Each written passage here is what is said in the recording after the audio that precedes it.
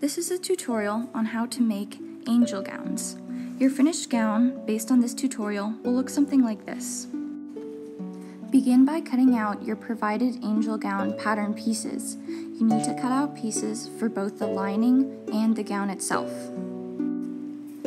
First, lay the lining pieces together and sew them along the tops of the shoulders as shown here.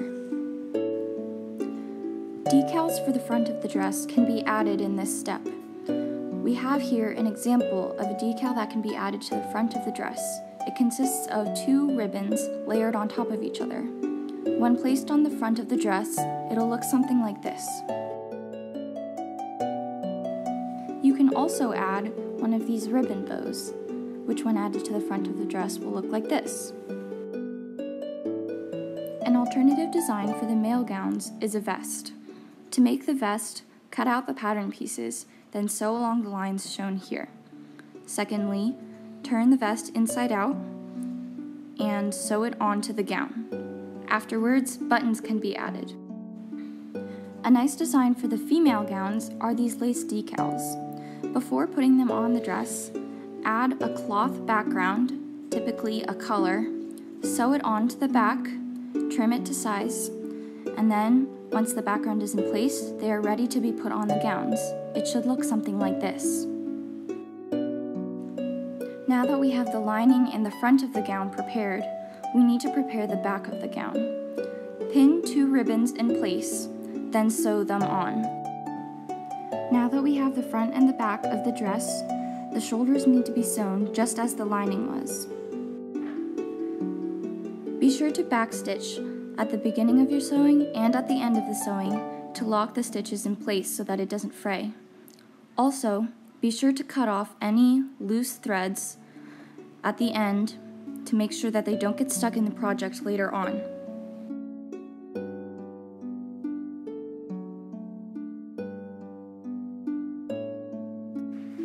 Use an iron to press down the shoulder seams. Be sure to use an extra cloth to protect the satin, otherwise it might melt under the heat of the iron.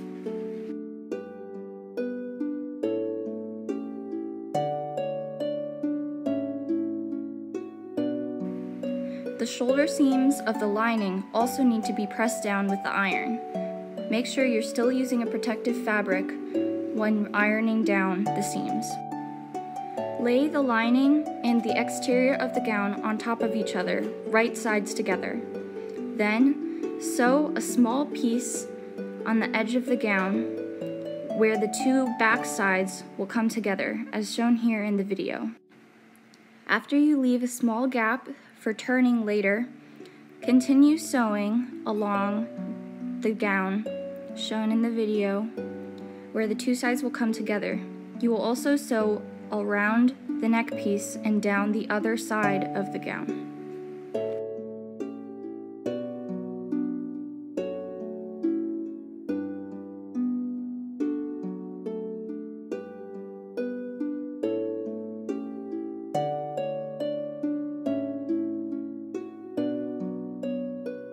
To keep the fabric from scrunching up when you're sewing, pull the back piece and the front piece, which will keep the fabric straight.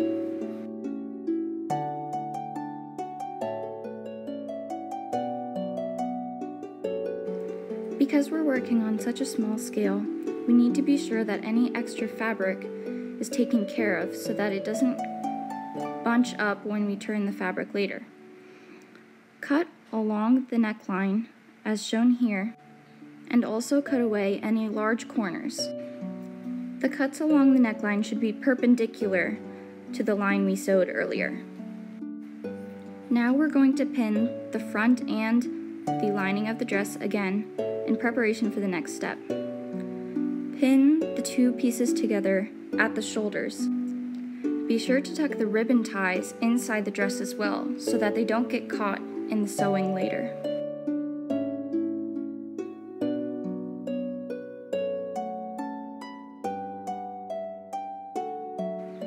Now sew the ends of the sleeves together. Later, this will serve as a hem.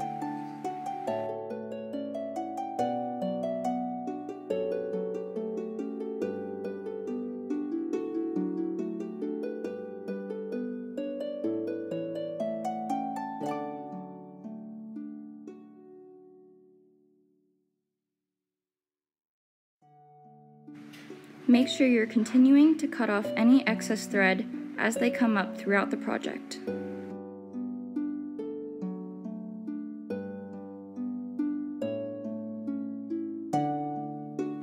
This next part tends to be very difficult, so please pay close attention. We're going to turn the lining and the outside so that they are right sides out. Pinch the two places as shown here and tuck the back through the opening we've just made. You should have an opening through the sleeve as shown here. If you need to, pause this video, go back, and watch it again. Now we have two pieces of lining facing each other. Where you see here in the video, pin these two pieces of lining together.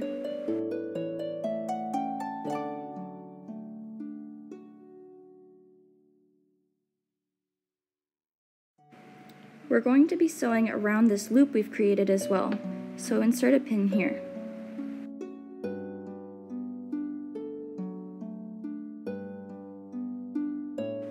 Put a pin on the shoulder seam to make sure it stays lined up. Next, sew up the side that we've just pinned and around the loop as well. Remember, if you need to, you can watch any part of this video again by going back and pressing play.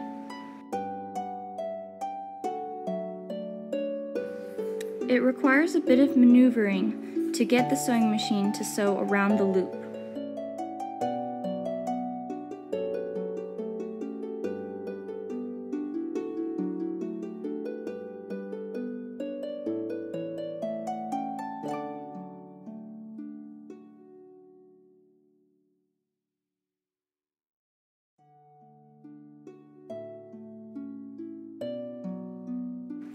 Once you've finished sewing the lining side, you can also put two exterior sides together and pin them before continuing to sew down.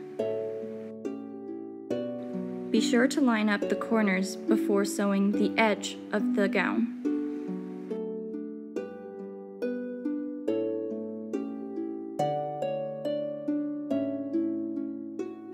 Like always, trim excess threads.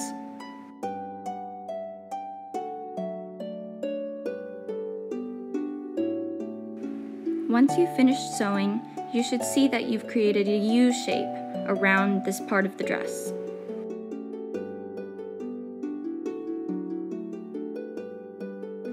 Repeat the pinch and tuck process for the other side of the dress. Similarly to before, the exterior parts of the dress are together, so we're going to pin them down the side and, just like before, sew up and around the loop. Once we've gone around the loop, we're going to pin the lining side. This is essentially the same, but instead of beginning with the lining and ending with the exterior, we're beginning with the exterior and ending with the lining.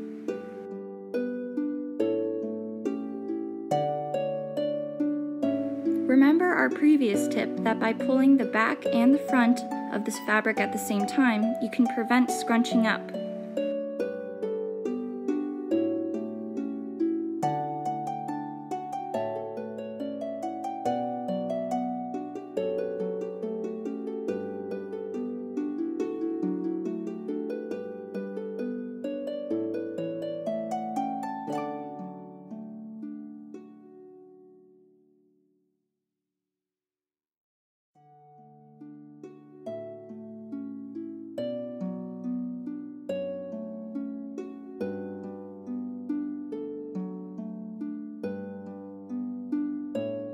Here you can see that once we've gone around the loop, we're going to pin the side that we haven't pinned yet.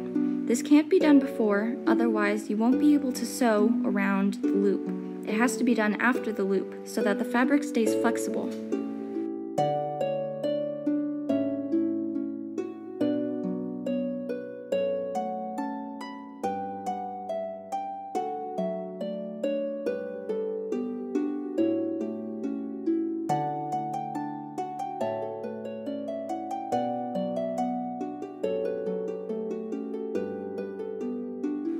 Like before, we have to prepare the fabric for turning, so cut small slits in the armpit. Cut on both sides. For the exterior, it helps to cut additional slits because the fabric is a bit denser.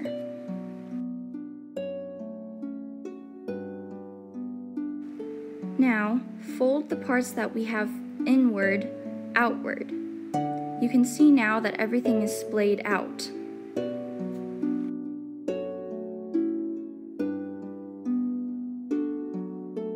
Pin the bottom of the dress. This will serve as a hem later.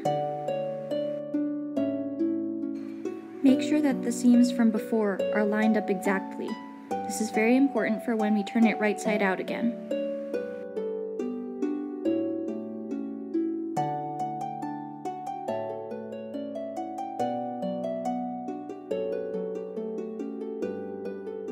Additionally, pin down the seams from before.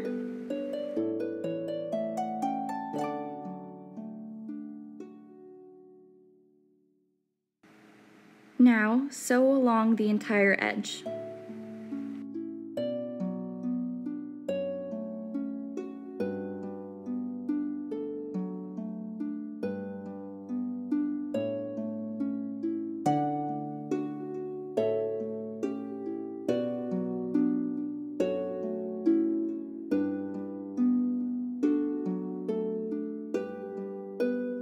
Like before, cut off the corners in preparation for turning.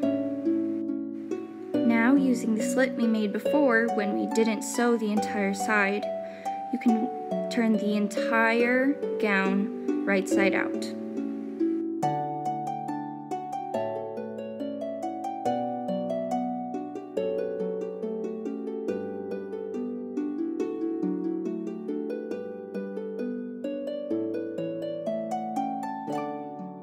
Use a corner turning tool to make sure that each of the corners are square and all the way pushed out, as shown here.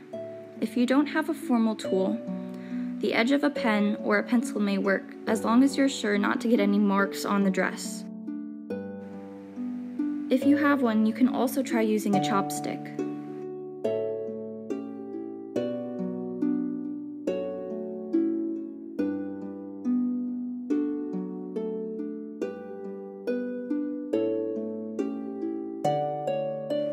Here we're pulling out the sleeve by pushing the interior through the exterior to make our little tube.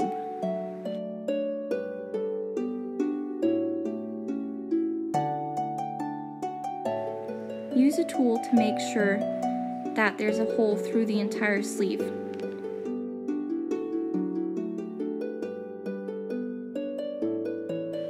Repeat for the other sleeve.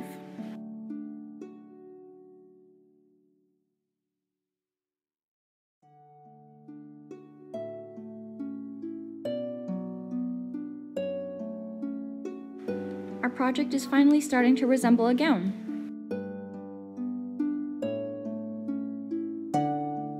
Right now, the gown is a bit puffy and needs to be pressed. Use pins to pin the gown to the ironing board. Be careful when removing the pins because the iron makes them very hot. Repeat this process for each side of the gown.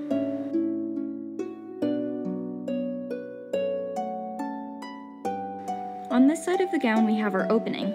Remember to fold it inwards so that after we press it, we can use a top stitch to close up the hole. Because the neck has a small arch, use a smaller ironing board.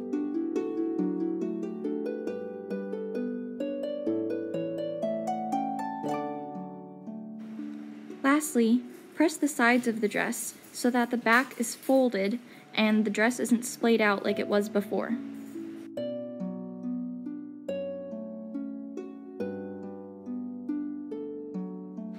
Repeat for the other side. Now we're going to sew the opening closed. Pin the fabric in place that we pressed inwards before, then sew down the side.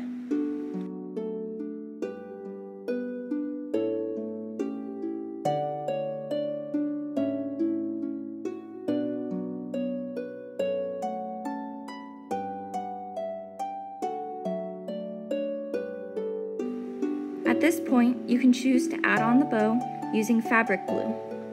If you would like a stronger finish, you can sew it on by hand.